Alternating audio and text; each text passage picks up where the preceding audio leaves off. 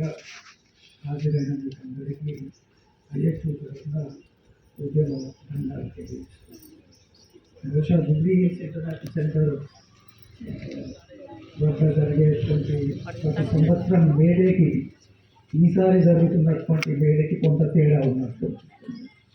ఎందుకు తేడా ఉన్నట్టు అనిపిస్తున్నదంటే స్వయంగా మీ ఢిల్లీ ఇంటర్నేషనల్ సెంటర్ ప్రెసిడెంట్ గారే ఈనాడు మన కార్యక్రమంలో పాల్గొంటున్నారు. వారు ఒక హామీ కూడా ఇచ్చారు, మీకు ఏమైనా సమస్యలు ఉంటే నేను పరిష్కరిస్తాను, మా దగ్గరికి రాని మీరు అనేది కాకుండా మీ ఆరోగ్యానికి వృత్తిరీత్యా డాక్టర్ కాబట్టి మీ ఆరోగ్యానికి సంబంధించినటువంటి విషయాలపైన కూడా కొన్ని హామీలు కూడా ఇచ్చారు. సహజంగా ఇక్కడ ఉన్నటువంటి కార్మికులు ఉద్యోగులు సభ్యులు పరుచుకోవాలి వారు చెప్పినటువంటి. అదే సమయంలో నేను ప్రెసిడెంట్ గారిని కూడా కోరుతున్నాను, అంటే మీరు ఏదైతే మంచి మాట చెప్పారో, మీకు ఏమైనా సమస్యలు ఉంటే నా దగ్గరికి రావచ్చు అన్నట్టు అనిపిస్తున్నది. కొంచెం ఆ బ్రేక్ని మీ ప్రెసిడెంట్ గారు తొలగిస్తారని ఈ సందర్భంగా. సరే కాంగ్రెస్ మనం మేడే జరుపుకుంటున్నామంటే మేడే పోరాట స్ఫూర్తిని కొనసాగించడానికి జరుపుకుంటున్నాము. మేడే జరుపుకుంటున్నామంటే దేశంలో ప్రపంచంలో ఉన్నటువంటి కార్మికులు ఎట్లా బతుకుతున్నారు, వాళ్ళ సమస్యలు ఏంటి, వాళ్ళు చేస్తున్నటువంటి పోరాటాలు ఏంటి అనేటువంటి విషయాన్ని జ్ఞాపకం చేసుకోవడానికి మనం జరుగుతాము. మీకు అందరికీ తెలుసు, మేడే దాదాపు 140 సంవత్సరాల క్రితము అమెరికాలోని షికాగో నగరంలో పుట్టిందనేటువంటి విషయం మీకు అందరికీ తెలుసు. ఆ కాలంలో 15 గంటలు 14 గంటల పని దినం ఉంటే 8 గంటల పని దినం అనేటువంటిది చట్టబద్ధ. మన సర్పంచ్ గారు పాట పాడుతున్నారు, దయచేసి సైలెన్స్ కూడా విన్నాం.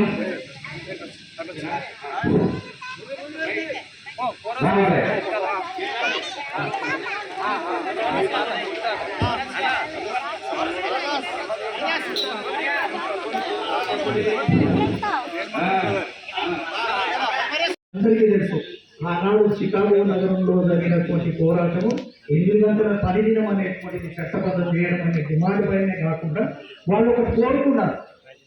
ఆనాడు కార్మికులు చేసినటువంటి పోరాటం కోరుకున్నారు. ఏం కోరుకున్నారు? అయ్యా, మన దేశంలో ఉన్నటువంటి సమాజం చాలా అసమానంగా ఉంది, దోపిడీతో కూడుకుని ఉన్నది, అందుకోసం ఒక మంచి సమాజం కావాలని కోరుకున్నారు. ఈనాడు ఉన్నటువంటి పెట్టుబడిదారీ వ్యవస్థ మంచిది కాదు. ఈ పెట్టుబడిదారీ వ్యవస్థ మూలంగా కార్మికులు అనేక సమస్యలు ఎదుర్కొంటున్నారు. ఈ వ్యవస్థ కూడా మారాలి, ఒక సమాజం రావాలి అనేటువంటి కోరిక కూడా వాళ్ళు వ్యక్తపరిచారు. అట్లా ఆ నలుగురు ఉడికమ్మ పెట్టారు. వాళ్ళు కోర్టులో పోయినప్పుడు కూడా మాట్లాడిన మాటలు అన్నీ ఇదే. మేము కేవలం 8 గంటల పని దినం కొరకే కాదు పోరాడుతున్నారు. నేను పోరాడుతున్నది ఒక నూతన సమాజం కావాలి, ఒక మంచి సమాజం కావాలి, మనిషి దోచుకోకుండా ఉండేటువంటి సమాజం కావాలి అనేటువంటి పద్ధతిలో కూడా వారు మాట్లాడినటువంటి అవన్నీ కూడా మనం జ్ఞాపకం చేసుకుంటాం. ఈనాడు వాస్తవానికి నూతన మేడే మనం జరుపుకుంటున్నామంటే చాలా సంక్లిష్ట పరిస్థితుల్లో కార్మికులు అనేక ఇబ్బందులు పడుతున్నటువంటి సందర్భంలో మనం ఈ మేడే కార్మికులు ఆటోమొబైల్ ఇండస్ట్రీలో పనిచేస్తున్నటువంటి కార్మికులు వీధుల్లోకి వచ్చి పోరాటం చేస్తున్నారు.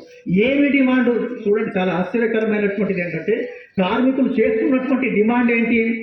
దేశంలో ఉన్నటువంటి లేబర్ చట్టాలు అమలు కావాలి అనేటువంటి డిమాండ్ కార్మికులు చేస్తున్నారంటే అమలు ఎవరు చేస్తలేరు? యాజమాన్యాలు చేస్తలేవు అనేటువంటిది అర్థం కదా.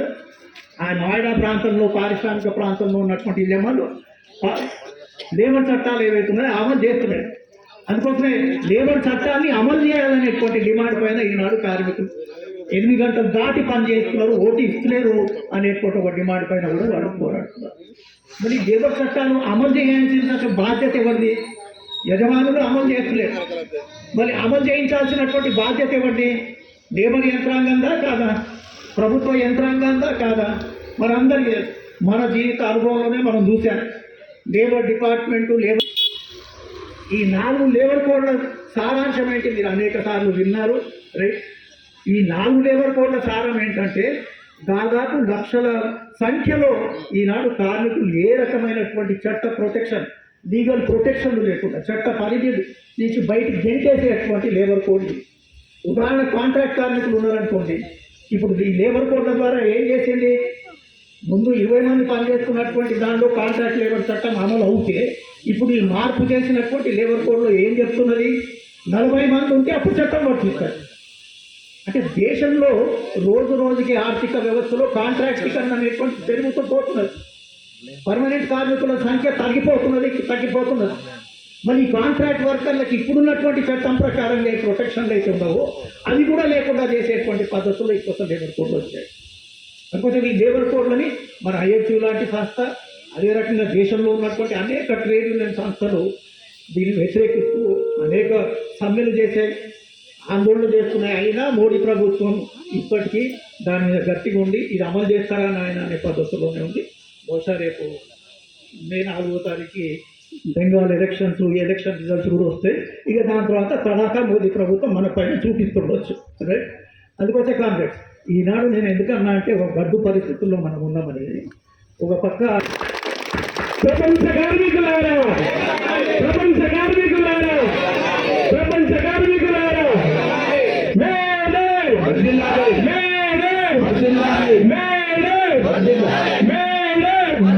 పోరాట ప్రయోజనాలు, పోరాట ప్రయోజనాలు, పోరాట ప్రయోజనాలు, పోరాట ప్రయోజనాలు, మేడే మేడే.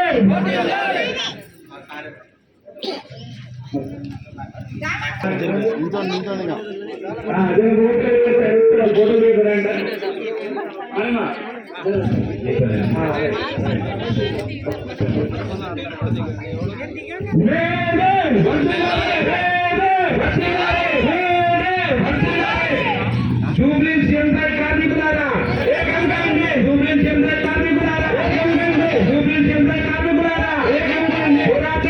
లేదు, పోరాట పోయేది లేదు.